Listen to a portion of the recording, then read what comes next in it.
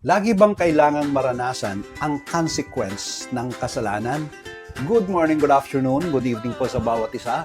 Ako si Pastor Wes at ito ang Magkape.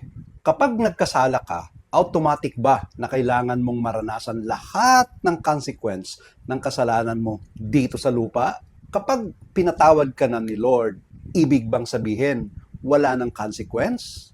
At kung may consequence pa, ibig bang sabihin, hindi ka talaga pinatawad? Let's answer that. Not based on feelings, but based on what the Bible actually says. Yan yung devotion namin kanina sa Magkape. Nasa 2 Samuel chapter 12 na po kami. At dito namin nakita si David after he committed adultery with Bathsheba and arranged for Uriah's death. Kinonfront siya ng atin pong Panginoon. At sinabi din ni David sa 2 Samuel chapter 12 verse 13, I have sinned against the Lord. And Nathan answered, the Lord also has put away your sin. So clear, napaka-clear na pinatawad si David. Pero may consequence pa rin na dumating sa kanyang pamilya. So there's the big question. Lagi bang kailangang maranasan natin ang consequence ng nagawa nating kasalanan dito sa lupa? The answer is not necessarily. Let me explain. First, may relational or spiritual consequences. Sin damages our fellowship with God. Hindi ibig sabihin na kapag nagkasala ang believer, automatically condemned na siya.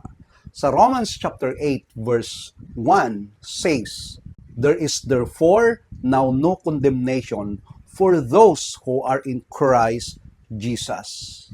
Therefore, nung tinanggap mo si Jesus Christ bilang Panginoon at tagapagligtas mo, at ang Holy Spirit ay inangkin ka na kay Kristo ka at wala ng condemnation.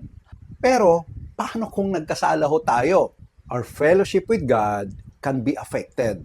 And we need to confess and repent. Kaya sabi ng 1 John 1:9, if we confess our sins, He is faithful and just to forgive us.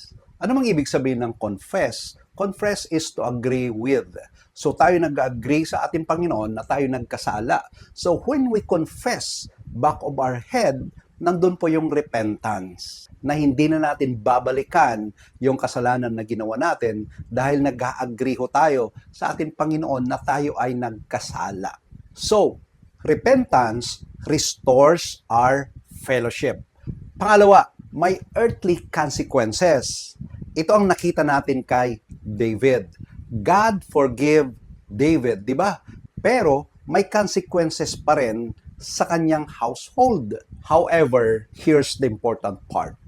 Hindi automatic na lahat ng earthly consequences ay kailangang maranasan ng isang believer. Tatandaan nyo po, God is sovereign.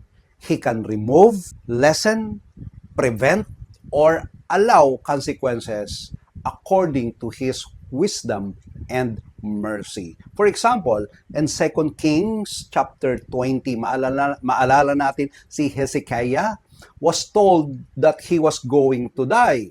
Pero siya'y nanalangin. And God heard his prayer. At anong ginawa? Binigyan pa siya ng 15 years more na mabuhay. So, we should never say, nagkasala ka. Therefore, siguradong maranasan mo ang consequences na ito. We don't have that authority. God decides. So, here's the balance. May consequence ba ang kasalanan? Yes. Pero ibig bang sabihin na lahat ng earthly consequences ay siguradong kailangang maranasan ng nagkasala? No. Pwedeng hayaan ni Lord na maranasan yon, pwede niyang i-prevent, pwede niyang i-lessen, or pwede niyang pigilan ito. At minsan, pwede niyang gamitin ang consequences para disiplinahin tayo at tulungan tayong matuto at lumago. At ito pa, magkaiba po ang forgiveness at consequences. Ano bang ibig sabihin ng forgiveness? Dahil kay Kristo, hindi na tayo hinatulan ng atin pong Panginoon dahil sa ating kasalanan. That is forgiveness. Samantalang ang consequences ay may mga epekto ng ating choices na maaring manatili, alisin, bawasan o gamitin ni Lord sa kanyang sovereign will. And this is why we should not never abuse grace. Huwag nating sabihin na okay lang magkasala kasi pinatawad naman ako ng atin pong Panginoon. That's not a biblical grace. Kaya, huwag mong gamitin ang grace bilang excuse para magkasala. Gamitin mo ang grace bilang dahilan para magsisi, magbago, at mas lumapit sa atin pong Panginoon. Kung gusto mong malaman about salvation more or naghahanap ka ng group na masasalihan sa discipleship, meron po akong link diyan sa description, i-click mo lang yon at explore mo yung amin pong website. At kung nakapag-decide ka na sumali, just join the group. Again, ako si Pastor Wes na laging nagsasabing be an inspiration at solution po. Ingat po kayo. God bless everyone. Bye.